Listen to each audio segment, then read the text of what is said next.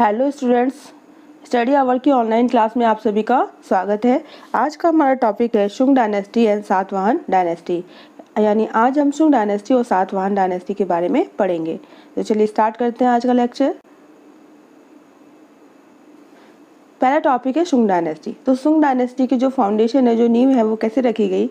तो modern empire थे बृहदत्त, ठीक है। तो बृहदत्त के चीफ कमांडर कौन थे? पुष्यमित्र शुंग, ठीक है। अब पुष्यमित्र सिंह क्या कर देते हैं, वो इस बृहदत्त को क्या कर देते हैं, इसकी एसिनेटेड यानी इसकी हत्या कर देते हैं। पुष्यमित्र शुंग जो है वो बृहदत्त की क्या कर देते हैं, हत्या कर देते हैं, यानी उसको मार देते हैं। और उसके बाद से जो मॉडर्न एम्पायर का जो थ्रोन है, जो सिंहासन है, वो क्या कर लेते हैं, ऑक्यूपाइड कर लेते हैं। और कब तक रूलर रहते हैं? टिल द 151 AD, यानी 185 AD में बृहदत्त की हत्या करते हैं पुष्यमित्र शुंग।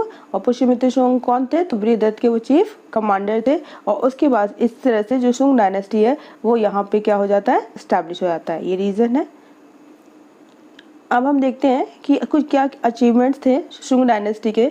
तो several war and perform the अश्वमेध यज्ञ ट्वाइस, यानी जो भी हमारे शुंग डायनेस्टी के रूलर्स थे तो उन्होंने कुछ वॉर लड़े थे और उसके बाद से अश्वमेध यज्ञ है वो ट्वाइस यानी 2 बार क्या किया था, परफॉर्म किया था। तो यह अश्वमेध यज्ञ क्या था कि अश्वमेध यज्ञ में जो राजा होते थे वो अपने किंगडम के फ्लैग के साथ एक घोड़े को छोड़ देते थे, और जो भी राजा उस घोड़े को अपने किंगडम में से बिना किसी ऑब्स्टेकल के, बिना किसी ऑब्जेक्शन के पास आउट होने देता था, गुजर जाने दिया करता था। इसका मतलब ये था कि पर्टिकुलर उस किंगडम के राजा ने जो अश्वमेध यज्ञ करवा रहा है उस राजा की सॉवरेनिटी को क्या कर लिया है, एक्सेप्ट कर लिया है, बिना किसी वॉर के, बिना किसी ऑब्जेक्शन। तो इस तरह से शुंगा डायनेस्टी के जो रूलर्स थे उन्होंने ट्वाइस यानी 2 बार अश्वमेध यज्ञ को क्या किया था, परफॉर्म किया था। इसके बाद हम देखते हैं कि जो अश्वमेध यज्ञ हुआ था उसमें उस समय के संस्कृत ग्रामीण पतंजलि तो थे, वो क्या थे, प्रीस्ट थे, यानी वो पुजारी थे। यानी जब भी यज्ञ कराया गया तो यज्ञ किसके थ्रू कराया गया? पतंजलि के थ्रू। जैसे कि हम पिक्चर में देख सकते हैं। ये कौन है? ये है हमारे संस्कृत ग्रामीण पतंजलि, ठीक है। उसके बाद से कुछ इंपॉर्टेंट रूलर्स थे शुंगा डायनेस्टी के। तो पुष्यमित्र शुंग ने, जिन्होंने कि उनकी फाउंडेशन नींव रखी थी। उसके बाद अग्निमित्र, ज्येष्ठ मित्र, भद्रक, भागवत और Devabhuti. Devabhuti was dethroned by Amatya Vasudeva around 73 AD। और जिस तरह से सिंहासन को प्राप्त किया था उसी दिन से सिंहासन फिर से इनसे क्या कर लिया जाता है, छीन लिया जाता है। यानी देवभूति जो रूलर होते हैं उनसे उनका जो अमात्य होता है वासुदेव, उनको डिथ्रोन कर लेता है, यानी सिंहासन से हटा के खुद क्या बन जाता है, राजा बन जाता है। क्लियर? तो ये था हमारा शुंग डायनेस्टी। और अब हम बात करेंगे सातवाहन डायनेस्टी के बारे में।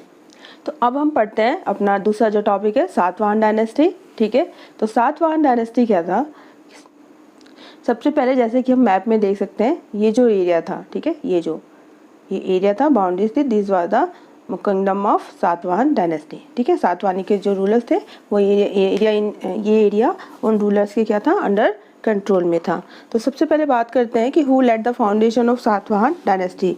तो शिमुक की बात करते हैं। किसकी बात करते हैं? शिमुक कि शिमुक ने क्या किया था, he laid the foundation of Satavahana dynasty in Andhra valley, ठीक है। आंध्र में जो एक वैली है, जो कि रिवर कहाँ पे है, गोदावरी और कृष्णा के बीच में। ये गोदावरी है, ये कृष्णा है, दोनों के बीच के जो रीजन है, जो कि आंध्राज कहलाता था, वहाँ पे शिमुक ने जो सातवाहन डायनेस्टी है उसको स्टैब्लिश किया था। After Simuka, Satakarni first Satavahana dynasty के नए रूलर बनते हैं और वो अश्वमेध यज्ञ को क्या करते हैं, परफॉर्म करते हैं। और इस तरह से सतकर्णी फर्स्ट है वो पूरे साउथर्न इंडिया पे, ये जो पूरा नीचे तक देख सकते हैं, साउथर्न इंडिया तक, यानी किसी के साथ कोई मतभेद ना हो, कोई कॉन्फ्लिक्ट ना हो, अपना एक यूनाइटेड जो साउथर्न इंडिया में है एम्पायर स्टैब्लिश करते हैं। उस समय जो इसकी कैपिटल थी वो क्या थी, प्रतिष्ठान। और प्रतिष्ठान कहाँ थी, on the bank of river Godavari, यानी ऊपर हम देखते हैं कि गोदावरी के किनारे यहाँ पे कैपिटल थी इसकी, और उसकी कैपिटल का नाम क्या था, प्रतिष्ठान, ठीक है। तो ये इंपॉर्टेंट फैक्ट है जो हमें याद रखना है कि सातवाहन की कैपिटल क्या थी, तो प्रतिष्ठान। और प्रतिष्ठान कहाँ था, on the bank of river Godavari. उसके बाद से सतकर्णी फर्स्ट क्या हो जाता है, उनकी डेथ हो जाती है। तो सतकर्णी फर्स्ट के बाद हम देखते हैं कि यहाँ पे जो ये हमारा सातवाहना एम्पायर है, यहाँ पे शाका जो है, शाका डायनेस्टी स्टार्ट हो जाती है महाराष्ट्र में। यहाँ पे ये हम बात कर रहे हैं, ये हमारा सातवाहना डायनेस्टी है यहाँ पे, और ये वेस्टर्न में जो है क्षत्रप और जो शाका डायनेस्टी है वो क्या हो जाती है, स्टार्ट हो जाती है, जिसको कि वेस्टर्न क्षत्रप डायनेस्टी के नाम से भी जाना जाता है। ये मैप में आप देख सकते हैं वेस्टर्न क्षत्रप डायनेस्टी है, ठीक है। उसकी वजह से सतकर्णी फर्स्ट के बाद गौतमीपुत्र सतकर्णी है वो रूलर होते हैं, और ये सातवाहना के कौन से रूलर थे, 23rd रूलर। और भी बीच में रूलर आते हैं, पर सबसे जो इम्पोर्टेंट रूलर है जो फेमस है वो कौन है, गौतमीपुत्र सतकर्णी, ठीक है। अब ये क्या करते हैं, eliminated the rule of Kshatrapa dynasty and reestablish the power prosperity and rule of his dynasty. यानी यहाँ पे जो भी सातवाहना का एम्पायर है जिसमें कि जो शाकास हैं, जो क्षत्रप डायनेस्टी है वो अपना कंट्रोल स्टैब्लिश करती है, तो उनको हरा के गौतमीपुत्र सतकर्णी जो है वो फिर से अपना जो सातवाहना डायनेस्टी है जो रूल है उसको, उसकी प्रॉस्पेरिटी को, उसकी पावर को क्या करते हैं, रीस्टैब्लिश करते हैं। क्लियर। नाउ वशिष्ठ पुत्र पुलवामी, ठीक है। ये जो गौतमीपुत्र सतकर्णी के बाद जो सातवाहना डायनेस्टी के नेक्स्ट जो रूलर बनते हैं वो बनते हैं वशिष्ठ पुत्र पुलवामी, और ये वेस्टर्न क्षत्रप को क्या कर देते हैं, हरा देते हैं। ये जो वेस्टर्न क्षत्रप है इसको हरा देते हैं, जैसे कि गौतमीपुत्र सतकर्णी हराते हैं। उसके बाद से नए रूलर आते हैं याज्ञश्री सतकर्णी, ठीक है। और ये कौन से रूलर थे सातवाहना डायनेस्टी के, ये 27th रूलर हैं। और ये क्या करते हैं, ये जो महाक्षत्रप जो है बार बार में अटैक कर देते हैं, शाकास थे, तो यहाँ पे जो महाक्षत्रप होता है रुद्रदामन फर्स्ट, तो रुद्रदामन फर्स्ट की जो बेटी होती है उससे ये क्या कर लेते हैं, शादी कर लेते हैं। यानी ये एक इंटेलिजेंट डिसीजन लेते हैं कि मैं क्या करता हूँ, ये बार बार में अटैक कर रहे हैं हमारे एरिया को, हमारे एम्पायर को कॉन्क्वेयर कर रहे हैं, तो उसकी बेटी से क्या कर लेते हैं, शादी की। वो सोचते हैं कि हम इसके साथ हम मार्टियल रिलेशन क्या कर लेंगे, स्टैब्लिश कर लेंगे। जब मार्टियल यानी वैवाहिक संबंध स्टैब्लिश हो जाएंगे तो ये हम पे दोबारा जो है अटैक नहीं करेंगे। पर याज्ञश्री का जो ये डिसीजन होता है ये गलत हो जाता है, और रुद्रदामन फर्स्ट जो होते हैं वो क्या करते हैं, शादी तो करवा देते हैं, और उसके बाद से उसका जो पूरा एम्पायर है वो क्या कर लेते हैं, स्नैच कर लेते हैं, यानी उनके हाथों से छीन लेते हैं। अब याज्ञश्री जो सतकर्णी थे 27th रूलर थे, जैसा कि हमने देखा, तो ये reoccupied parts of Kshatrapa of Ujjaini, ठीक है। तो उज्जैन के पास जो क्षत्रप का रूलर था होता था, जो पार्ट था उसको रीऑक्युपाई कर लेते हैं, फिर से अपनी डायनेस्टी सातवाहना डायनेस्टी की ग्लोरी को क्या करते हैं, स्टैब्लिश करते हैं। इसके अलावा जो याज्ञश्री है उन्होंने क्या किया था, उन्होंने बहुत सारी जो करेंसी है वो सर्कुलेट की थी, और ये हमें कैसे पता चलता है कि वहाँ के जो शिप्स हमें मिले हैं तो उन शिप्स में सातवाहना डायनेस्टी की जो करेंसी है वो क्या है, इंस्क्राइब्ड है, यानी उस पर वो बने हुए हैं शिप्स पे। अब शिप्स मिले हैं तो उससे ये क्या पता चलता है कि ये जो एम्पायर है वो कहाँ तक एक्सटेंडेड था, टिल द ओशियन, यानी ओशियन तक था, ठीक है। जैसे कि हम देख सकते हैं कि इंडिया का जो साउथर्न पार्ट है वो कैसा है, पेनिनसुला है। पेनिनसुला यानी 3 साइड से कैसे, सराउंडेड बाय द वाटर। तो जब वाटर से सराउंडेड है तो वाटर बॉडी, जो ये वाटर वाला एरिया है उसको अदर रूलर से प्रोटेक्ट करने के लिए यहाँ पे क्या रखनी पड़ती थी, नेवल आर्मी। तो ओशियन तक, ओशियन में जाने के लिए क्या होने चाहिए, शिप होने चाहिए। तो इसका जो हमें डिस्क्रिप्शन है वो मिलता है। इसके अलावा ये एक फ्लो चार्ट है जिससे हमें जो सातवाहना डायनेस्टी उनके रूलर के बारे में पता चलता है कि शिवमुख थे, शिवमुख के बाद कृष्णा जिनको कामा भी कहते हैं, फिर सतकर्णी फर्स्ट, फिर जो इम्पोर्टेंट आते हैं 23rd गौतमीपुत्र सतकर्णी, देन वशिष्ठ पुत्र सतकर्णी या पुलवामी, देन शिवाश कांडा सतकर्णी, यज्ञश्री सतकर्णी, और जो लास्ट होते हैं वो कौन होते हैं, विजय। अब कुछ अचीवमेंट्स की बात कर लेते हैं कि सातवाहना डायनेस्टी के अचीवमेंट्स क्या थे।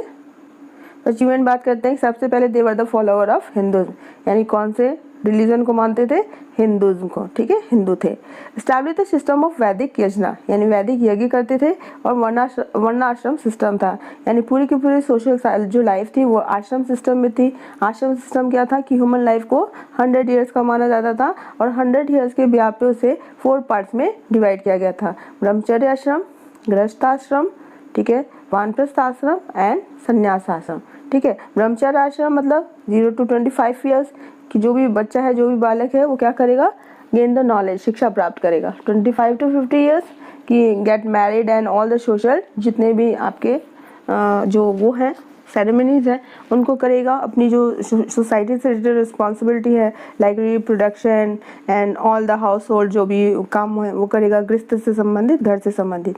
फिर 50 to 75 वो क्या करेगा, अपना जो भी घर है उसको छोड़ देगा और वानप्रस्थ यानी जंगल में चला जाएगा, और पूरी सोसाइटी को अब तक जो भी उसने एक्सपीरियंस गेन किया उससे क्या करेगा, उसे प्रोपोगेट करेगा, लोगों को बताएगा अपने एक्सपीरियंस के बारे में, ताकि सोसाइटी को उससे क्या हो, बेनिफिट हो। फिर 75 to 100 years go to the forest, जंगल में चले जाएंगे, सारी जो भी मोह माया है, जो भी अट्रैक्शन है इस वर्ल्ड से छोड़ छाड़ के, और उसके बाद से मेडिटेशन और योगा के थ्रू जो सैल्वेशन है, जो मोक्ष की प्राप्ति की क्या करेंगे, कामना करेंगे।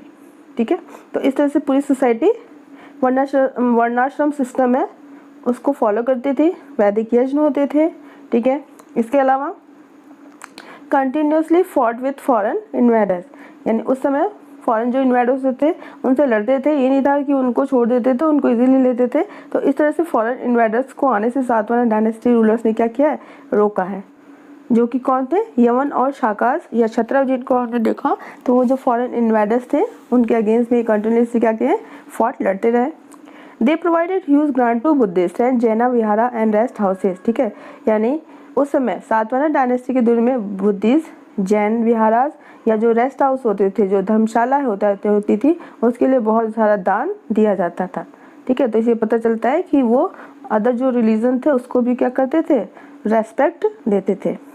ट्रेड की बात करें तो ट्रेड, कॉमर्स, एग्रीकल्चर और अदर इंडस्ट्री क्या थी, वेल डेवलप्ड थी।